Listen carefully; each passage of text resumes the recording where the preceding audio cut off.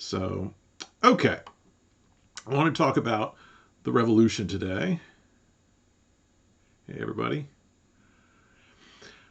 And let me get ahead. So, we're going to talk a little bit about the revolution. We're going to talk about the Constitution. We're going to talk about some of the ideas behind the Constitution, because there's a sharp divide, I think.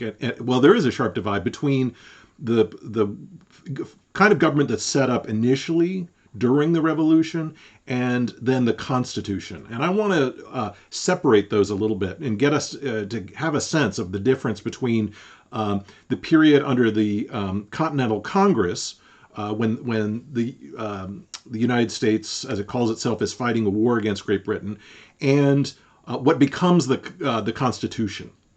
And next class, we're going to talk a little bit about parties, but I want to sort of get us in the framework, get us in the heads of some of the folks who are on one side or the other of this issue about the Constitution, because the Constitution doesn't initially come about in the Revolution. It comes a little bit later, and there's a nasty fight about the Constitution in the U.S., and so I want to do a little bit of background to that. Okay, so even if the Revolutionary and Army and the militias didn't win the war, you could argue that the reason that the U.S. won the war is because the French fleet assured the victory at Yorktown. The revolutionary nature of these institutions made many people feel that they felt that the Army had suffered so much, and while it had not had that many decisive battles, that the Army was what made the revolution possible. There are all sorts of legends that follow after the war about what the Army did that become sort of staples in American history. But thousands of nameless people came back to their states after the war and shook up the fragile social network of the colonies. And what we see is a lot of revolutionary violence, not just during the war, but at the end of the war. An example here is tarring and feathering. You've heard of somebody being tarred and feathered. Well, this is actually something that happens to people. People who are considered loyalists were literally covered with tar and then covered with feathers. And this, one of my students actually is from Ukraine, and during the Malden uprising in Ukraine just a few years ago, people were tarred and feathered, and some of them died, and some of them were permanently damaged. Welcome. So tarring and feathering is no joke. If you got tarred and feathered, you were covered with tar, feathers added to your body, your hands tied behind your back, and ejected from a town. And this is some of the things that happened to loyalists immediately after the revolution, people who had been loyal to the crown. In South Carolina in particular, people just move in to the farms and other plantations and things like that had been loyalist plantations, and just seize them and claim that they are representatives of the revolution. But this also happens in Boston. It happens in Massachusetts and Connecticut. On many people's mind, there's the central question after the war is over in 1783, how do we preserve this revolution? How do we keep it? And what are the limits of the revolution? What's acceptable and what's unacceptable behavior? Once you've created this new kind of system in which there is no king, right? There is this Continental Congress with 13 colonies, each of which have tremendous amount of power. The Continental Congress is the closest thing to a king, but it's these multiple representatives from each of the colonies that are making decisions. There are a lot of radical things going on immediately after the war when soldiers return home. John Adams of Massachusetts said he was somewhat popular among Massachusetts Army and among Massachusetts artisans, rather. But he was generally disliked in the Congress. And John Adams is one of these people who sees the revolution as being in danger. He fears that people who kind of claim to support the revolution are actually secretly monarchists, secretly people who want to kind of return to some sort of British form of representation and bring the British back to power. So political participation rates double once the war is over. A lot of people who had not been particularly involved in the colonial governments, in part because the colonial governments didn't have much power, start to vote in larger numbers. When American veterans returned, many of them demanded the right to vote in colonies. So a lot of colonies had property qualifications. Massachusetts did, Connecticut did, Virginia did. You had to have a certain amount of property to vote. And these veterans said, we don't have property, but we fought for this revolution. We defended the Union when no one else did. Property owners, many of them are loyalists, and we ought to be able to vote even if we don't have any property. And so each of the colonies, when they reconstitute themselves as states, become somewhat more democratic, and many of them say that you have to be a taxpayer, but you don't necessarily have to own property to vote. And it does. The states become considerably more democratic. Some states have no property qualification. Some states have very limited property qualifications. The idea was, in the colonial context and in the British context, is that only landowners were, the people who could vote. But many soldiers, as you can imagine, having fought for the revolution, believed that they should have the vote. Loyalists were expelled, as I said, from some of the best colonial land, and the franchise expands. So people who are voting expand. It's not a universal franchise, but many more white men and some black men can vote after the war than before. And there are new men in politics, new people, shoemakers and soldiers who become senators in this Continental Congress. This disturbs people like Madison and Jefferson, James Madison and Thomas Jefferson, who are, look for a republic of letters. They want people who are not so much elite, but people who are university educated or something like that. And they don't much like the idea of senators who didn't learn Latin or Greek. Senators who might not really understand what, as they think it, a republic is. Senators who are a little bit too democratic. So this is a concern among many of the sort of founding fathers, so to speak, is, how revolutionary is this revolution? How much of the sort of social order is going to be recast? And so you've got conflict on both sides. Deference, by and large, is gone in many ways. So people previously, the war having fought in the war, come back and are not particularly respectful of authority. This is a little bit ironic because you have to respect authority, presumably in the army. You have to respect your superior officers. But many soldiers who returned home after having fought in the militias and things like that were unwilling to defer to the big landowners in their towns and communities in the way that they had before. The big landowners didn't kind of rule the roost in the same way that they had before. If we think about Pennsylvania, for example, the Quakers, many of them had been loyalists, and but had also run the government. And so lots of people come into Philadelphia saying, basically, we want the franchise. We're going to elect people like us to this government. So Washington and other officers, for example, in the Army had formed a secret organization called the Order of the Cincinnati. Let me type that out.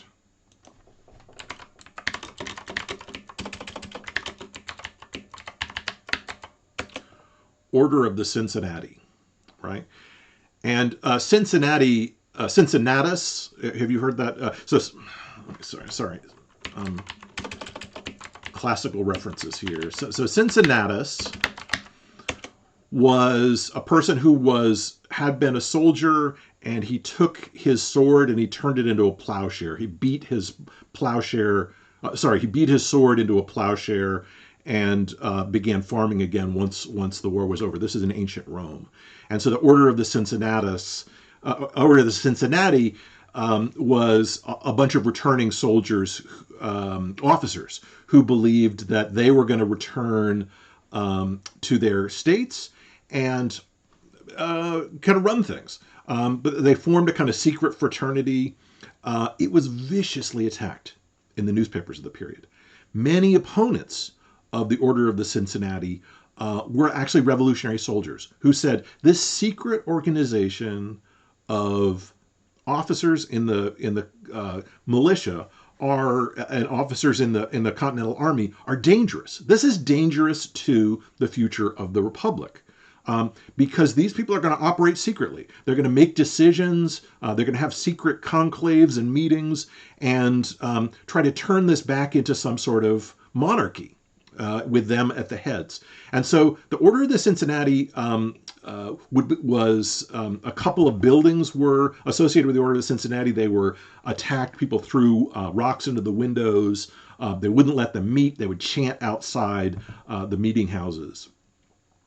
The attackers included Sam Adams, who claimed that this was an attempt, the Order of the Cincinnati, this Washington's little basically club, was an attempt to establish a hereditary military nobility in the colonies. And so throughout the colonies, many of the institutions that colonial social elite took for granted, like plays and operas, cotillions and balls, were attacked. Now, I don't know how many of you did cotillion. Do people are people familiar with cotillion? I think this must be a Georgia thing. I was in Florida and right. Yeah, so there's a little bit. You escaped cotillion. Okay, not really. Yes, okay, right. Yeah, I missed cotillion entirely. It was terrible. Okay. Oh, okay. Right. You had northern parents who didn't make you, but all your neighbors did. So I grew up in Central Florida, and cotillion, I was, my parents my mother was a single mom. Yeah, cultish, low key. What did people learn in cotillion?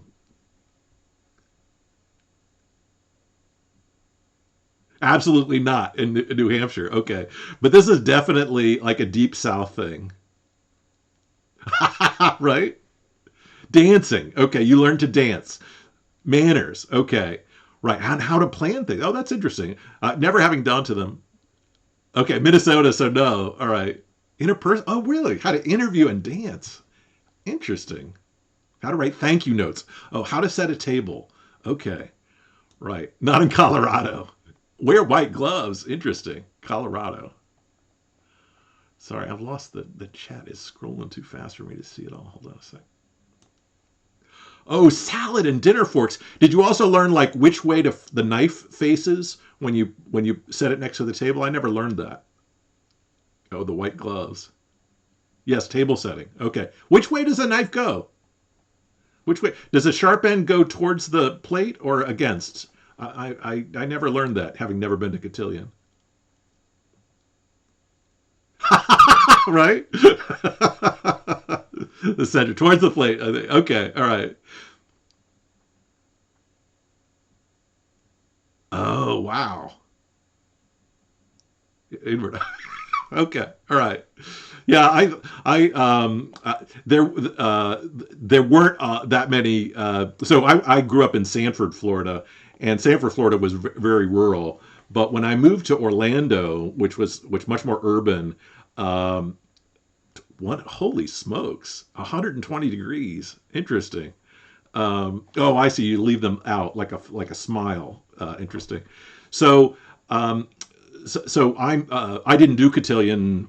We were kind of my mom was wouldn't have couldn't have afforded it, and she was from Boston originally, and or actually Rutland in Vermont. And she would never have uh, uh, put me to cotillion. But many of the people that I knew, um, black and white, who were kind of had been through cotillion, and so I felt like I was out of place. Well, cotillion is a little bit like was very common for elite or middle class families, particularly in the South, but also in the North. Cotillion goes away in many parts of Pennsylvania, New Hampshire, Vermont, things like that.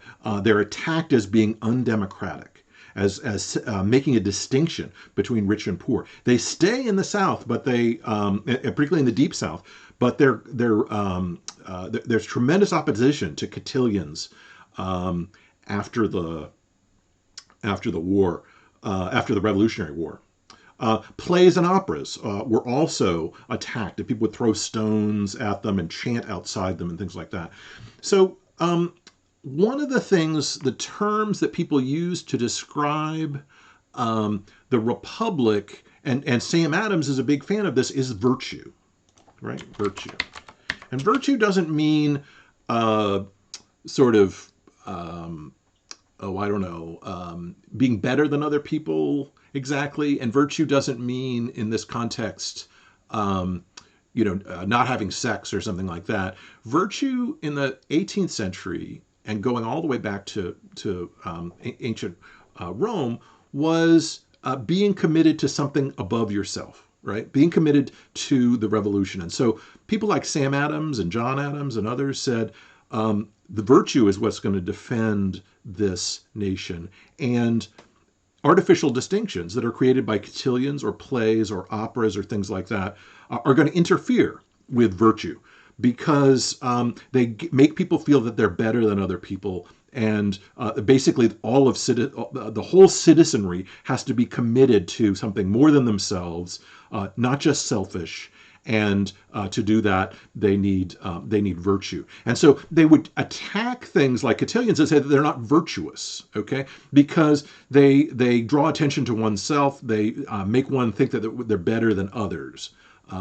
So that's the kind of landscape that we're dealing with. It's a little bit funny. We're not kind of used to this idea about virtue as being a commitment above one's self to a larger framework. It's not a we talk about virtue signaling and things like that, but that sense of commitment to a higher order and commitment to the nation as a whole is something that many of these revolutionaries believed in, and they believed that virtue was in danger by things like the Order of the Cincinnati, by balls, by cotillions, and by plays.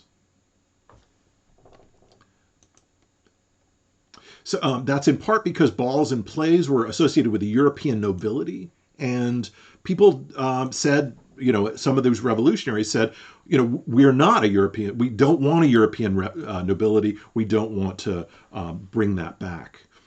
Enslaved people are freed in the North. In most, the first state to do it is Vermont, as you saw in the textbook, and then many other states do it afterwards.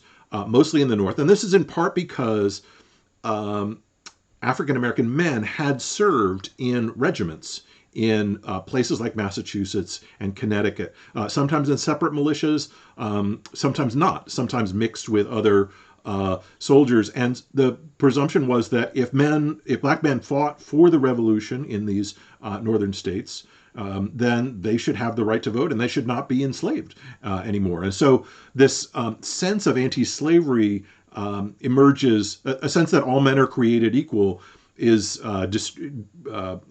pushed very strongly by Sam Adams and John Adams, pushed very strongly by black veterans, pushed by others, particularly in the New England states. And so we see slavery basically legally ended in many northern states. Now, that's not true in New Jersey and New York.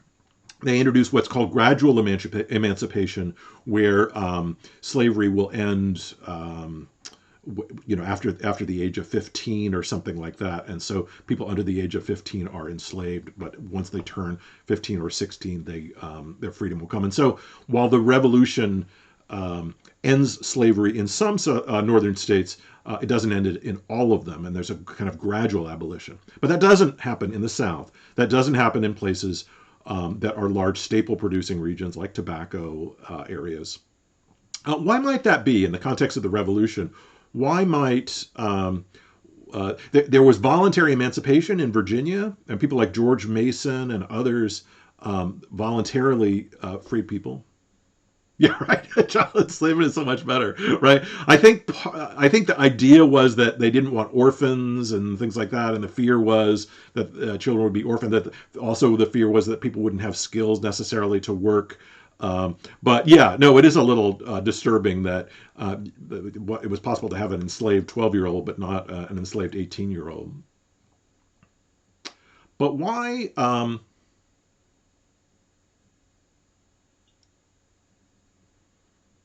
what would be a reason why the slavery would continue in a place like South Carolina or Georgia? What are some of the reasons? There are a bunch of reasons.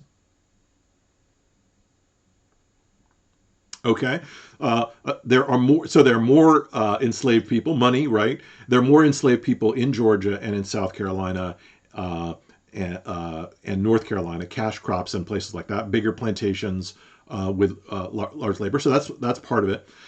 Another thing, I think that's important is remember Lord Dunmore's proclamation. So when the war moved south, Lord Dunmore, remember, says that enslaved people are freed if they support the British government.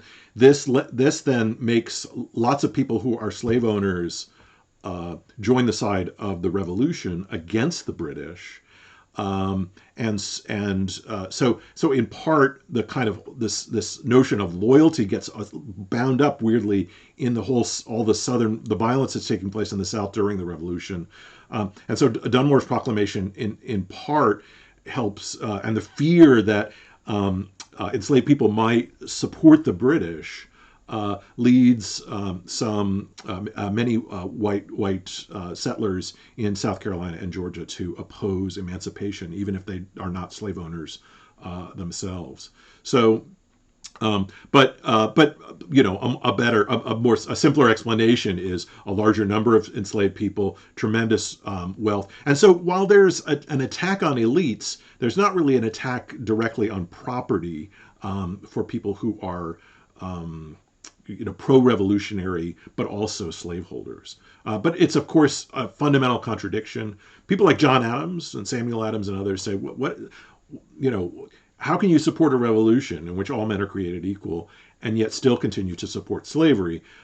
That criticism doesn't travel very far south. Oh yeah, so Lord Dunmore, remember, basically promises freedom to enslaved men and women, or enslaved men, and then he creates these regiments of enslaved men who fight for the British.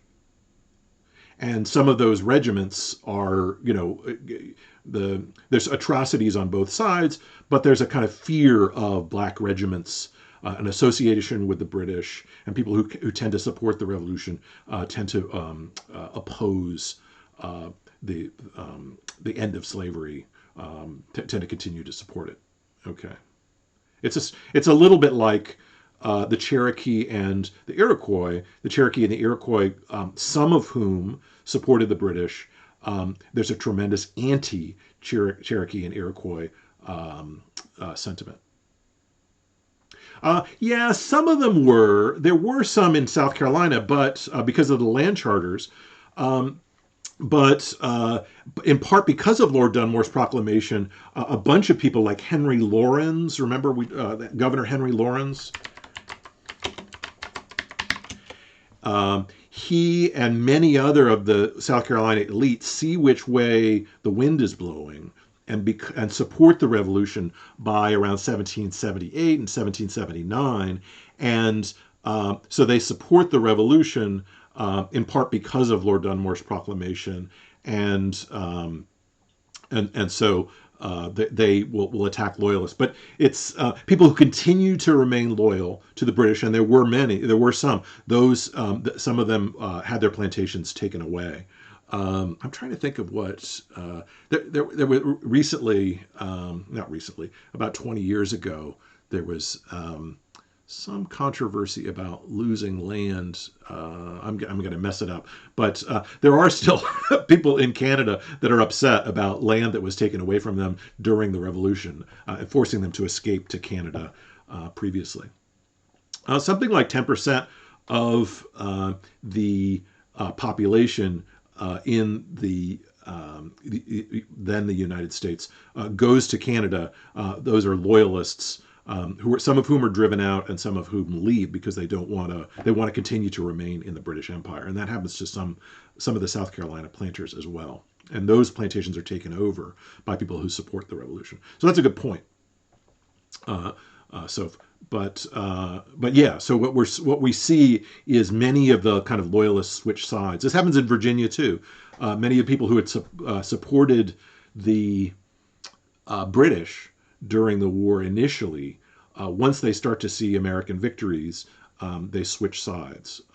So Williamsburg had been before, at the beginning of the war, very loyalist. By the time of the Revolution, like 1778 and 1779, we see many more people switching sides. Okay, so enslaved people are freed in the North and some in the Chesapeake. Um, and there's radical activity in the state legislature. Some states directly dispossess loyalists. So they say, if you supported the British, and this can be proven, your land will be taken from you by the state and sold at public auction to other people. Others pass stay laws. Um, and a stay law basically says if you have a debt, you don't have to pay that for a set number of years. This is a little bit like the COVID issue, where you don't, where people couldn't be evicted from their houses if they didn't pay rent. Something like this happens during the Revolution as well. The people who didn't pay a mortgage or owed other debts, that those debts would be suspended for 3 or 4 or 5 years until the Revolution was over. So there's a lot of radical stuff going on, right? Slavery is ending. Deference is going away. Cotillions are being attacked. People are being tarred and feathered. Other states, like Massachusetts, in the see Western farmers are angry and revolt against the colonial, against the Boston, political forces. Daniel Shays and Job Shattuck here in this image are a group of Western farmers who object to taxes being imposed on them by Boston. They threaten to, in Shays' rebellion, to take over the Massachusetts legislature and turn it on and support those farmers in Western Massachusetts who are being overtaxed. So that taxation without representation thing that worked so well in the Revolution, Shays extends that argument and says that we Western farmers don't have enough representation in Massachusetts, and the Shays Rebellion is put down by American troops. So property is in danger. Many of the activities of legislatures disturbed men who will later call themselves Federalists. Property of the Loyalists was being confiscated, and thus in 1778, Georgia declared 117 people guilty of treason, banished them from the state upon pain of death, declares all their possessions subject to seizure and sale. In South Carolina, vigilantes attack Loyalist plantations, and banditry is given state sanction by the South Carolina legislature. The South Carolina legislature says people are allowed to take plantations of those who supported the British. Now, this deference was not just didn't just go away on property, and it didn't just go away on the attacks on cotillions and things like that, but also former soldiers and officers. Some of them threatened revolt. For example, in 1783, a group of Army officers who had not been paid in months requested payment, and the Congress ignored them, telling them, the Continental Congress ignored them and told them to demobilize, to basically put away their weapons. A petition circulated among the officers then in 1783 saying they should demonstrate against the Congress and suggest that they might hold Congress hostage until they get their pay. And Washington, George Washington is finally able to persuade them to back down. Okay, so that's the Continental Congress. Is each of the colonies has tremendous power. This is former officers and soldiers. who want to hold Congress hostage in 1783, and Washington persuades them not to do this. Yeah, it's a little creepily like January 6th, because they threatened to surround Congress and force them to pay back pay to soldiers who hadn't been paid. This is former soldiers and officers who hadn't gotten their pay. Let me talk a little bit more about that pay issue. So how were soldiers paid? Soldiers were paid with land warrants, which were basically things that said, this is a former soldier in the Revolutionary Army, and he is entitled to 50 or 100 acres from Massachusetts, and he can trade this land warrant in for land at the land office and have 50 or 100 or 150 acres of land in lieu of payment. But the officers and the soldiers were also paid with these things called Continental Dollars, and they were issued by Congress. And these Continental Dollars were a serious problem. Okay, this was the first really American currency, the Continental Dollar, and this is a $3 note. There's another $2 note behind it. Sorry, but this is what the Continental Dollars looked like. They were issued by the Continental Congress, and by 1780, these dollars were worth almost nothing. Why? Because the Congress, the Continental Congress, which is the kind of closest thing to a king, the one centralized government that the U.S. has under the Articles of Confederation,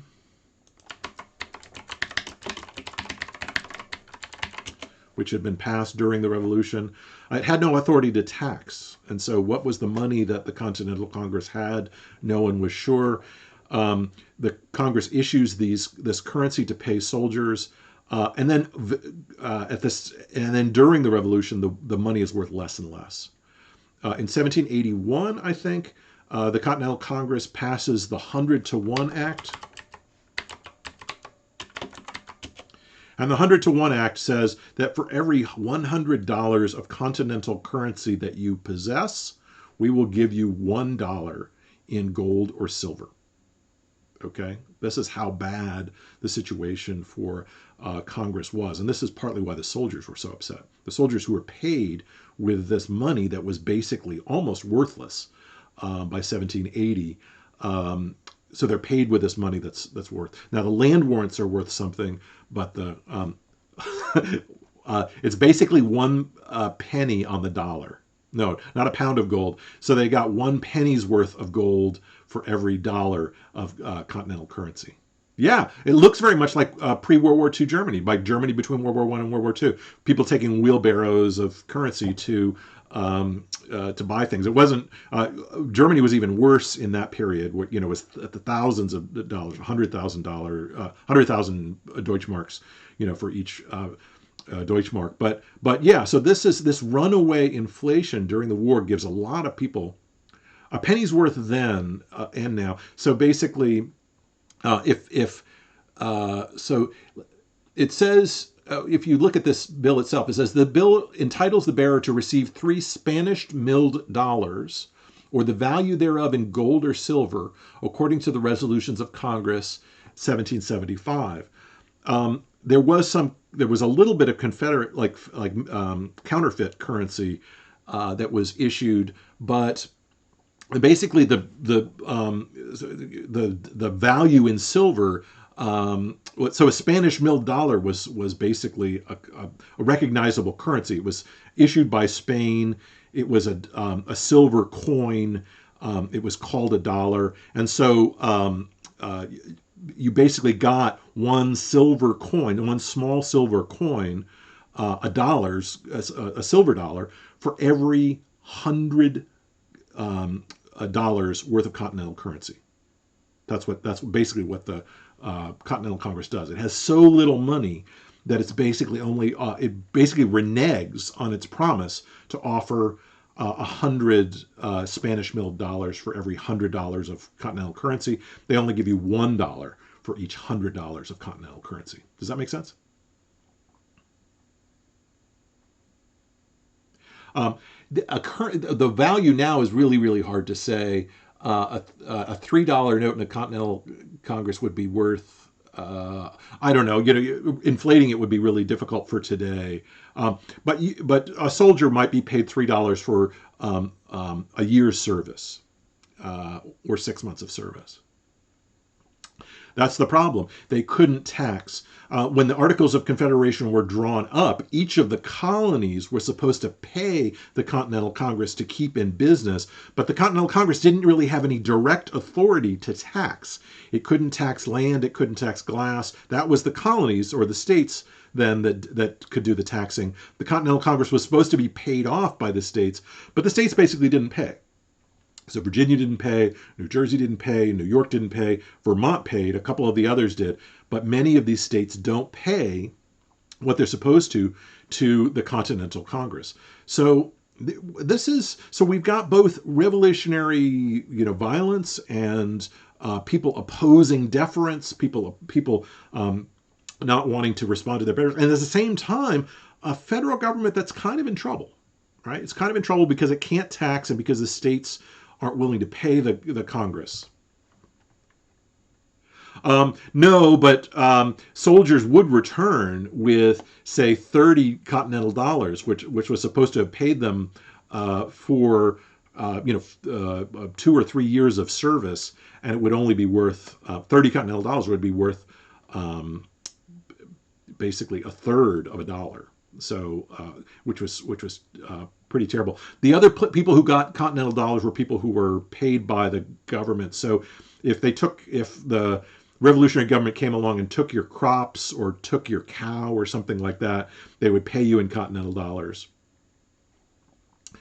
Okay, thanks, Sarah.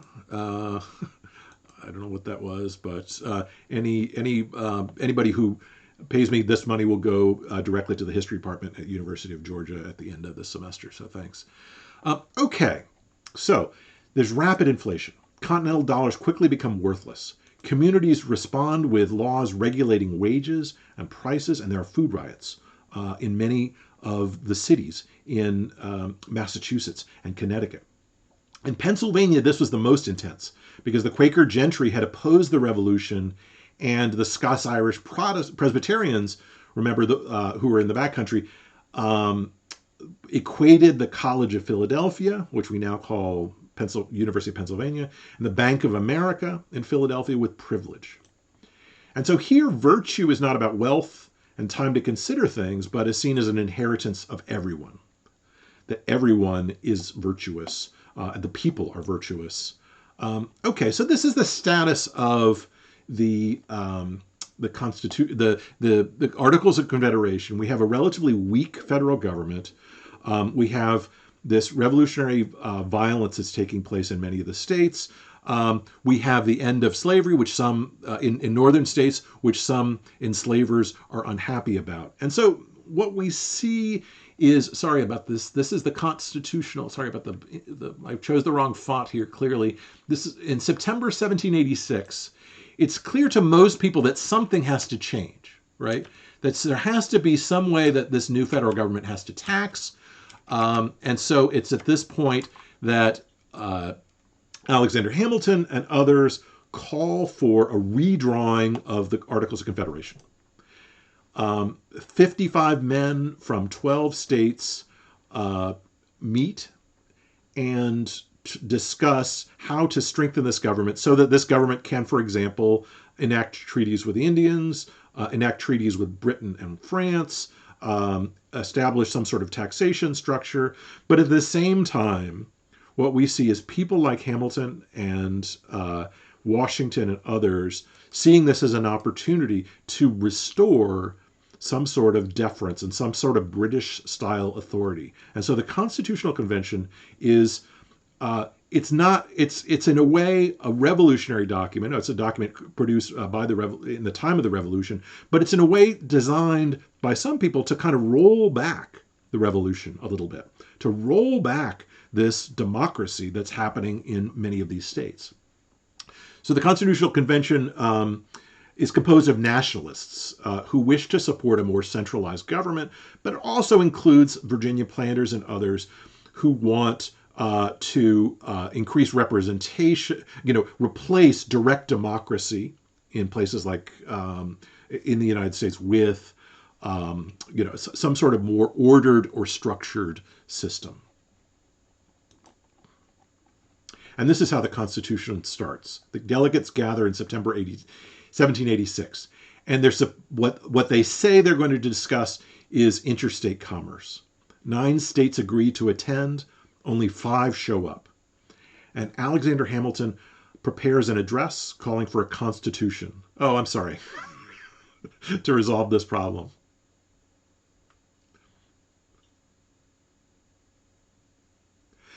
That's a good question. I think on the question of taxes, there really had to be a centralized tax system, and so there I'm on the side of the Federalists. There did have to be some centralized, but I do think that there is something about returning to an aristocratic sort of British system that's also baked into this Constitution. You get the crunchy with the smooth, I think, with the Constitutional Convention. It's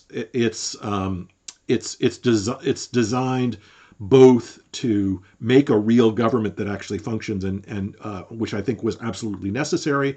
At the same time, it's designed to roll back the revolution, and I think for that reason, I find it somewhat problematic. Yeah, right.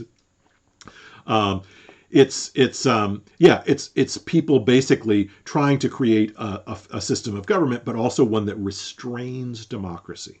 Okay, and so that's what's going on when we think about the Constitution. We should think about it as a democratic institution in some sense, because it's produced by people it's at the end of this revolution, but it's also designed to restrain the revolution, to hold it back, to prevent it from going too far, as they see it. Okay, there are a few things that helped this come along. So only 9 states agreed to attend, only 5 showed up. Alexander Hamilton presents this address calling for a convention, and it starts out very cautiously. There are a few things that help it along, and one of them is the appearance of George Washington. George Washington, the sort of hero of the revolution, when he shows up at the Constitutional Convention, people start to take it seriously in Pennsylvania and Massachusetts and New York. And then they start to send people, Pennsylvania and New York start to send people to this convention because they worry that decisions are going to be made without them. When Washington shows up, it vastly increases the respectability of this group, especially to the radical soldiers and militiamen.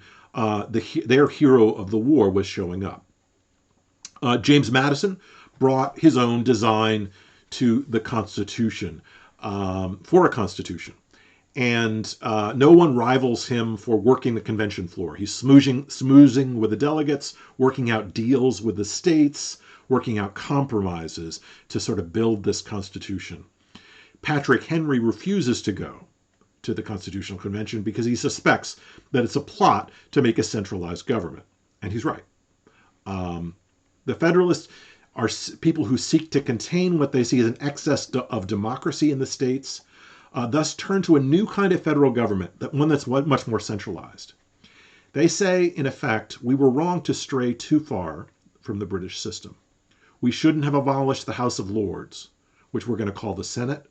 We were wrong to give up a central executive with kingly powers, which we call the executive branch. Let's go back. But the trouble is that there aren't that many people who are prepared to go back to the British system. Why? Because in the British system, there was representation in the House of Commons and the House of Lords, but only 1 in 32 adult men could vote in Britain. Okay, so this returning to Britain is just not in the cards. No one, there's really no one who supports a British system. But what they want is a kind of fake British system or a half British system. And that's kind of what we get with the Constitution. It's one that's where the democracy depends on the consent of the governed. It's ultimately going to depend on people rather than a king. On the other hand, it's going to look a little bit like the British system, but more democratic. Okay, so they're trying to square a circle, right? They want to create something that's not British, but a little bit British, if that makes sense. And so what they do is they create, if the revolution was one step forward, the Constitution was in a way a half a step back. It provides a system of separated powers. executive, legislative, and judicial.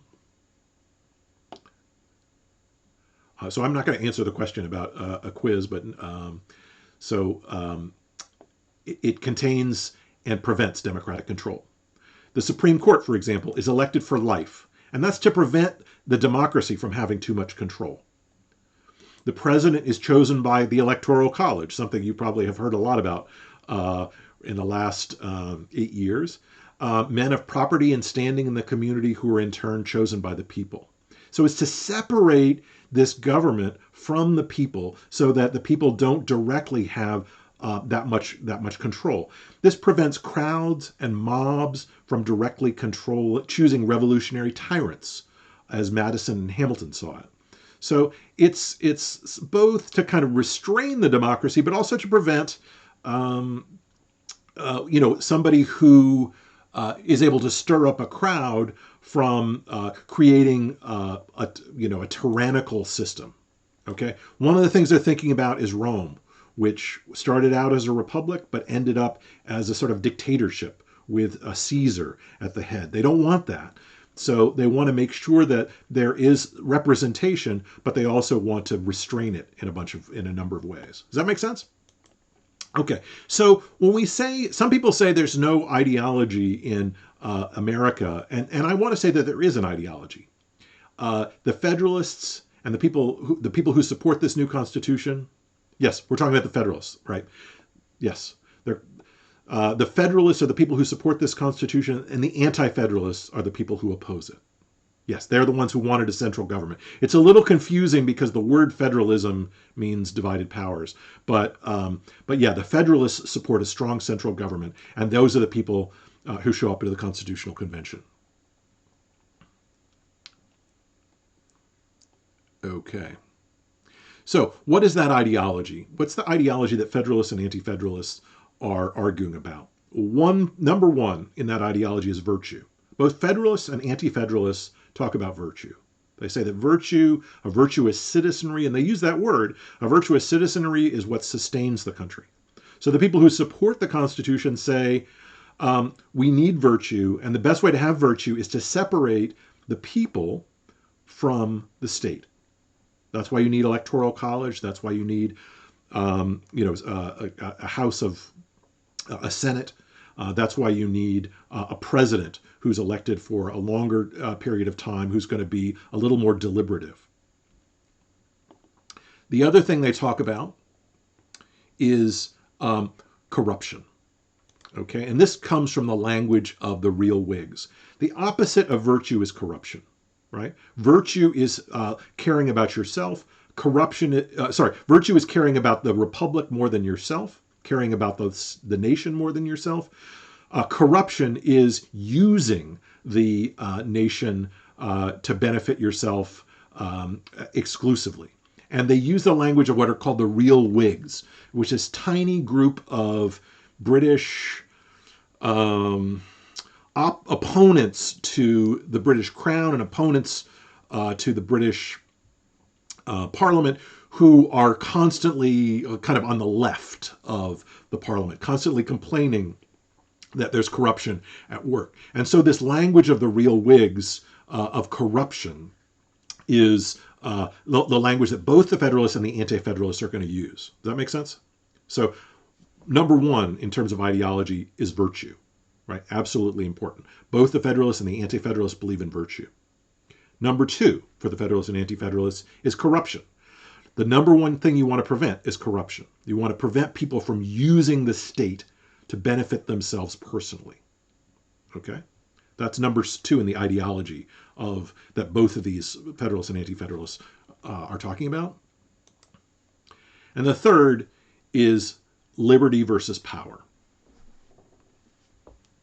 That liberty is the most important thing, and it is always arrayed against power, which wants to defy liberty. So even the Federalists talk in this language. Even the Federalists say, we need liberty, and we need to check power. And for the Federalists, that power is the mob, right? For the Anti-Federalists, that power is the state. That the state might gain too much power and might put people in positions of authority.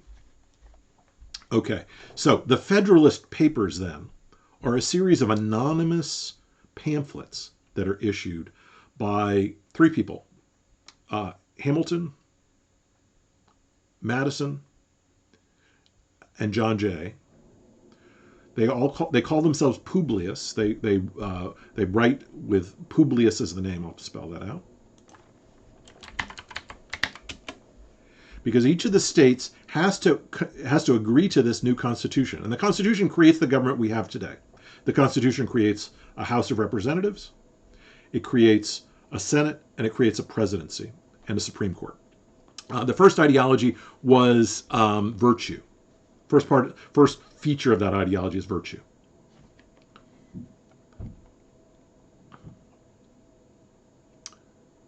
Number two is corruption. And number three is liberty versus power.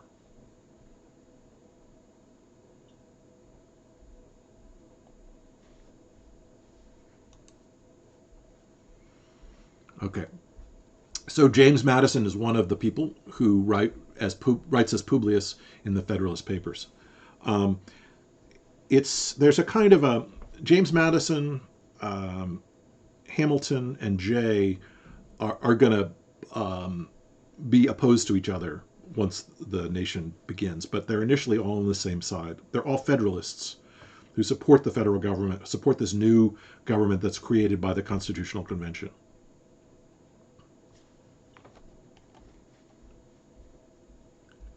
And they write together as Publius. Okay, let's take a quick look at this. Sorry about this font here.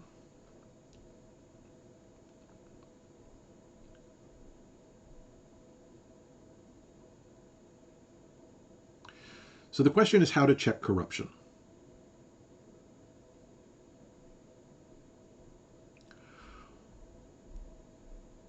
What does Madison say here about how to check corruption? What's right? So how does Madison say that corruption will be checked?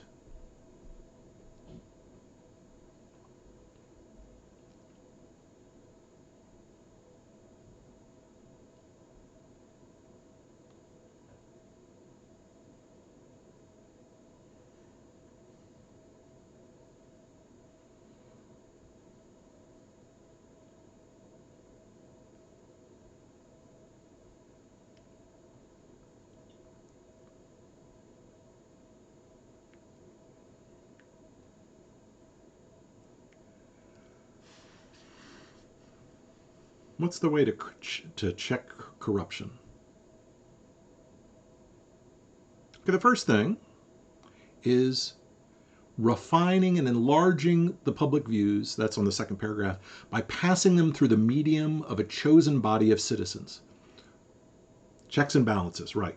Checks and balances are going to prevent this. So we're going to have an executive, we're going to have a legislative, and we're going to have a judicial branch, and no one is allowed to be in the same one at the same time, right? Just like in Massachusetts. And those people will check each other's power. So the Supreme Court might check the president might check Congress, Congress might check the Supreme Court. Each of them have authority, but that authority is separate, and that separate, those checks and balances prevent that from happening. The other thing is that representation is better than direct democracy. So people will choose their representatives, but then those people will be, their patriotism and love of justice will be the least likely to sacrifice to temporary or partial considerations. So these people, by their patriotism, will be virtuous.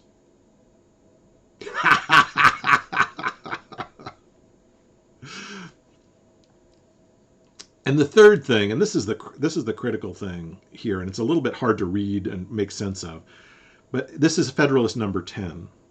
In Federalist number 10, and this is a crucial takeaway from Hamilton, from Madison, the bigger the state, the less likely the corruption is going to take place. that corruption is inevitable. This is what Madison is saying.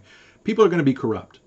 But the bigger the state, the more likely that one group of corrupt people is going to correct another group of corrupt people. So checks and balances is not just between legislative, executive, and judicial, but also the bigger the state, if there's one big House and one big Senate for the entire country over this vast distance, then somebody who's corrupt in Vermont is going to check somebody who's corrupt in Virginia. They're not going to be able to align up. They're not going to be able to agree. They're going to want different things. This is a little bit strange. This is sort of a checks and balances for corruption. We can't avoid corruption, according to Madison. You're going to have to live with it. And the best way to do it is to have a big country where those corrupt people are going to check, going to check each other. They're going to disagree with each other. One corrupt group is going to benefit slightly, and then another corrupt group is going to fight them off. This is a very weird view of virtue, right? That basically, for Madison, virtue is good, but it's not guaranteed. And all you can do is hope for that a big enough republic is going to make enough corrupt people on one side that another group of corrupt people is going to hold them off. Does that make sense? So virtue is important. You know, the senators and representatives have to stand for something larger than themselves. But in Federalist 10, the idea is that corruption is going to check corruption in a big enough state. This is the distinctive thing about Federalist 10, and people talk about it a lot. We're going to talk about next class. We're going to have a trial for Madison and see if he's a revolutionary or not. See if he is designed to destroy this democracy or not. People like Patrick Henry said that this Constitution is bound to destroy democracy. That all of the democracy that's been won in the revolution is going to be overturned by this constitutional document. Federalist Papers are the series of arguments that people that are circulated by Hamilton and others. Right? You value virtue, but you're relying on different selfish groups. That's exactly it. Different selfish groups to check each other. We're having a trial on Madison. I'm going to try to use this quiz function, and we're going to have a trial on Madison to see if we should hang him or not.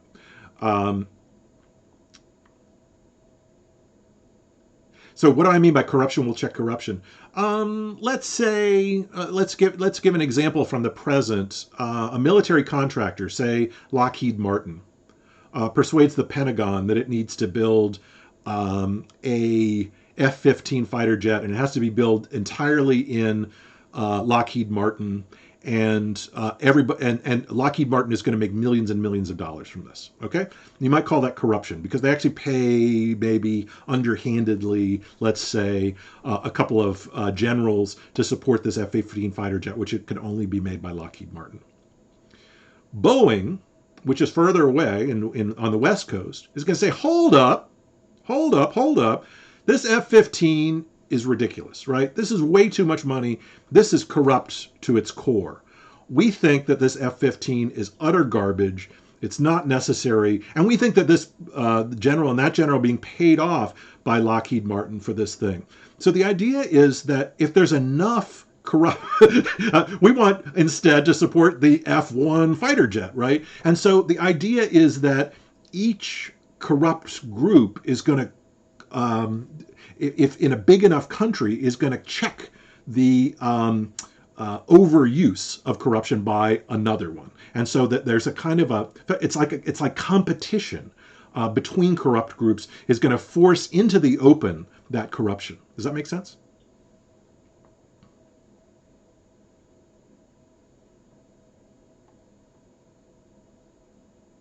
Okay, so that's Federalist 10. Federalist 10 is going to pit one corrupt group against another, and then in some sort of market competition, something like that, corruption is going to be, if not eliminated, at least minimized, because there'll be enough corrupt groups that are going to be opposed to other corrupt groups. Exactly.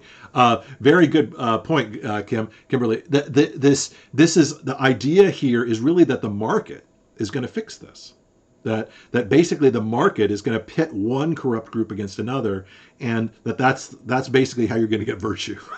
All right. So this is, as you can, it sounds good. It sounds interesting. Anyways, it's an experiment, and that's what Federalist 10 is. It's like laissez-faire, yeah. Yeah, it's in a way very similar to the idea of laissez-faire because you can say, well, one, if you leave things open to the market, that the market will decide. It's not exactly laissez-faire because we're talking about how you create a country and how you defend that country. So he does believe that there ought to be a state, and the state should be doing things like establishing taxes and establishing tariffs and stuff like that. But it's a kind of a laissez-faire framework or way of thinking about the world that Madison is pushing here in Federalist 10.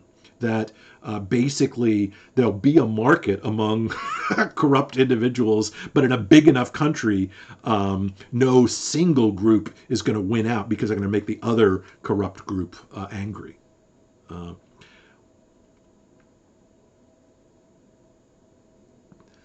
The hope by both the Federalists and Anti-Federalists at the time is that there are going to be no parties. They don't like parties. They think parties are horrible and evil. They think that everyone is going to support virtue. And we're going to discover that this whole framework actually kind of doesn't work. The party is going to become a very powerful institution, kind of the fourth branch of government. We'll talk about how that system emerges and the sort of collapse of basically how the Constitution gets passed, and what happens when the folks who support the Federalists break up. We'll talk about the Bill of Rights as an attempt to limit the weaknesses of the Constitution next class.